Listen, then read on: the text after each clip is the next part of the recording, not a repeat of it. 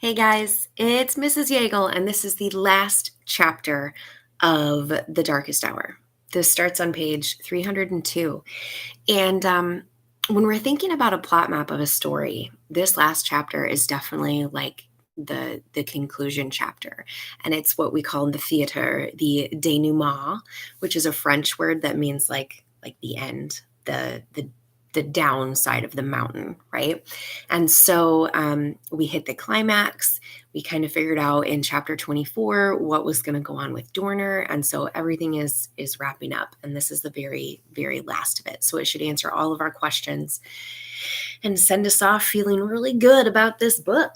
Okay, so page 302. When the Nazis stop me at a checkpoint these days, I'm ready for them with a new string of lies. My name is Julia Bellarose. I'm 18 years old. I reside in Brest at the very tip of western France, where the winds howl and the sea spray is frigid cold. And you'll often find me carrying a basket of brown eggs at my hip, plucked fresh this morning from my Grand Perez farm. I've been lucky so far. Since I parachuted back into France 5 months ago, I've had 4 run-ins total with German soldiers, but all of them were as harmless as mosquito bites. Irritating, but nothing a sharp scratch couldn't fix. They'd search through my purse and my basket of eggs, pilfering a couple for their own stomachs, but then they'd send me away. I don't blame them for not prodding further. I'm not much to look at nowadays, just a skinny farm girl with dirt under her nails and mud beneath her shoes. And the Nazis have much more important things to worry about, like the Allies overtaking Italy or the American soldiers arriving in Europe by the week. The war is slowly shifting, and I along with it. After 8 weeks in London, I was itching to get into the field again, but the OSS was wary. They spent another 8 weeks assessing me, administering physicals and mental tests and asking so many questions about Zerfall that I lost my voice answering all of them. In the end, they deemed me adequately recovered. I take that to mean that they don't think I'll turn into a Nazi. Then the agents gave me 2 choices, either desk duty in England or an honorable discharge and a plane ticket home.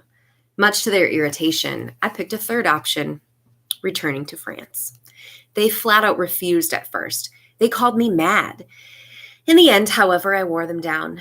After all, covert ops needs spies like me, who can speak fluent French and who are trained to kill if it comes to that. That's why they finally handed me a new parachute and gave me a battle promotion to agent. Finally, I'm sure they doubted that I'd last a week. Yet here I am, almost half a year later. This time around, my assignments have been simple. I sell my eggs and listen for intelligence. I collect parachute drops from Allied planes. Then I radio all my findings back to London. Rinse, repeat, and without much of a mess. I'm sure Harkin would be proud. I hope he would be anyway. Tonight, however, I've written up a different agenda for myself. One that's for me, and me only. Under a new moon, I shoulder my leather satchel and hurry across a dirt road that carves a lonely trail toward the chilly shore. I glance around me, just to be safe. It's long past curfew, and civilians aren't allowed anywhere near the beach, but I've already decided that I'll take my chances. Besides, I'm not exactly a civilian, now am I?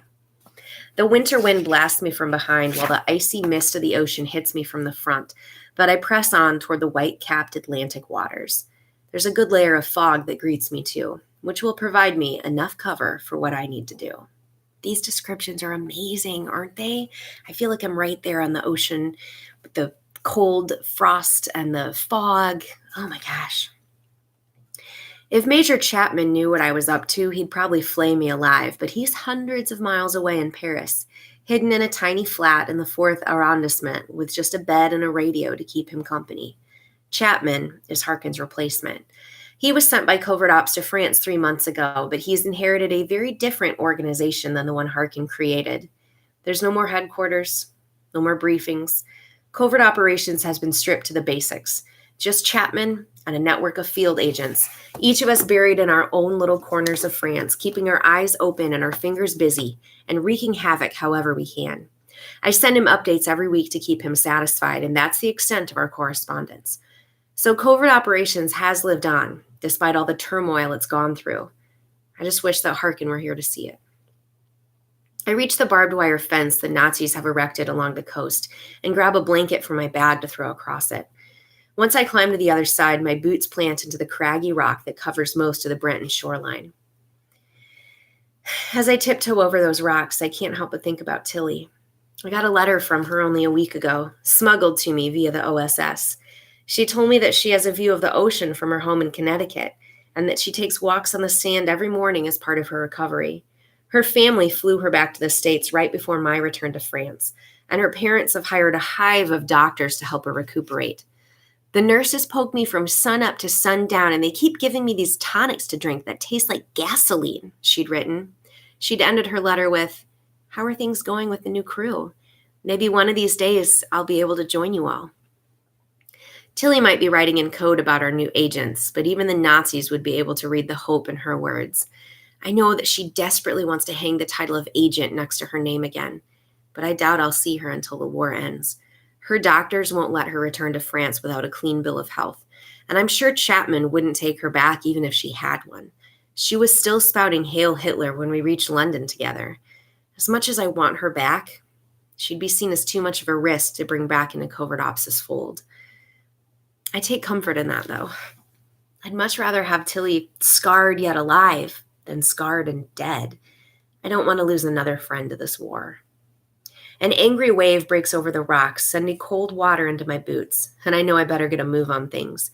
I reach into my bag and pull out 2 glass bottles from it, each one holding a slim slip of paper.